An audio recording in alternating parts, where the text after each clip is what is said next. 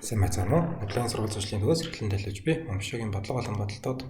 За Японы засгийн газрын сэтгэлгээ хөтөлбөр буюу Момшо шалгалтын 2019 оны материал Косэн буюу техникийн коллежийн оюутан математик бодлого 1-3 гэсэн чинь нэг юм язгуур дортой юм өчтэй. Язгуур дор 8-аас нь 3-тай, 2-аас нь язгуур дор 2-тай. Энийг болохоор абсолют утгын символгүй буюу энэ модульгүй тэг модульгүй илэрхийлж бичнэ л гэж байгаа. Тэг модуль гэдэг чинь өөрөө болохоор за дотроос эрэг тоо гарах хэрэгтэй тийм үү? Хэрвээ модуль дотор 7 байх юм бол зүгээр 7 өөрөө гараад ирнэ. Модуль дотор харин хасах 7 байх юм бол энийг болохоор эрэг болгоод 7 гэж гаргах хэрэгтэй. Хэрвээ модуль дотор тэг байх юм бол зүгээр тэгээрээ гараад ирнэ тийм. За энэ дээр болохоор элдэн янзын бүтэн квадрат ялгаад нөгөө модулаас нь гарах гад квадрат төвшүүлээд гэсэн юмнууд хийжсэнээс зүгээр ингэчил та. Язгуур дор 8-аас хасна 3 бистэй. Энэ бол модулс гарахтаа нэг бол тэ.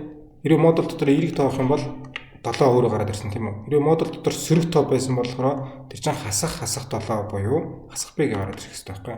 Тэр би нэг болохоор ерөөсөө эрэг юм уу сөрөг юм уу гэдгийг мэдчих юм бол эрэг байх юм бол шууд язгуур дор 8-аас нь 3 өөрөө гараад ирнэ. Сөрөг байх юм бол 3-аас нь язгуур дор 8 гэдэг тэ. Огтлтны хас тэмдээд гараад ирнэ гэсэн үг шүү дээ. Тэгэхээр яах юм? Зүгээр язгуур дор 8 болон 3 2-ыг очиж л та. Тийм. Нэрийг хоёулын квадрат төвшлээд үзье. Тэгэхээр чинь язгуур дор 8 ч болохоор язгуураас гараад 8 болчихно. 3 чинь язгуураас гараад 9 болчихно үстэй. Тэр энэ нь их гэсэн.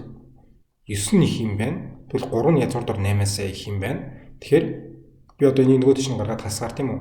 Язгуур дор 8-аас хасна 3 гэдэг бол тгээс бага тоо юм байна. Би модулаас гаргахдаа уртлан хасах тэмдэгтэй гаргах хэрэгтэй. Модуль дотор язгуур дор 8-аас хасна 3 гэдэг бол хасах тэмдэгтэй язгуур дор 8-аас хасна 3 болно. Тэгээ ялгар хэмжээ баримтлагчтай шүү дээ. 3-аас нь язгуур дор 8 төвч юм байна. Эхнийх нь бол за нэмэгдэн гэж 2-аас нь язгуур дор 2 байна. Энэ хоёрыг бас түлжчихжээ л та. 2 болон язгуур дор 2 те.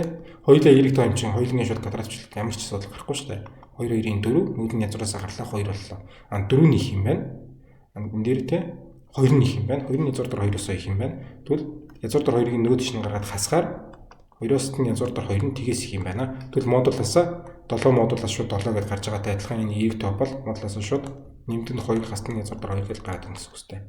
Тэгэд 3 байна, 2 байна нэмлээ 5 боллоо. Хасах нь язгуур дор 8, язгуур дор 2 байгаа. Энэ хоёрыг яг тус нь бичсэн ч болно л тоо тэ.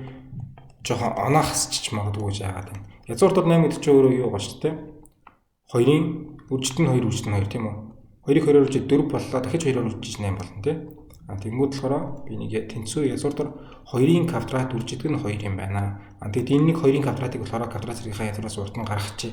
Тэгэд 2 язгуур дор 2 гэж бичиж байна байхгүй. 2 язгуур дор 2 юм байна. Тэгэхээр тэнцүү 5-аас нь 1 ширхэг язгуур дор 2 байсан. Язгуур дор 8-ыг болохоор 2 язгуур дор 2 гэж бичиж болох юм байна. Нөгөө 8-ыгаа 4-ийг үржих нь 2 гэж бичиж байгаа. 4-ийг язгуураас гаргаад 2 болгоцсон гэсэн үг шүү дээ.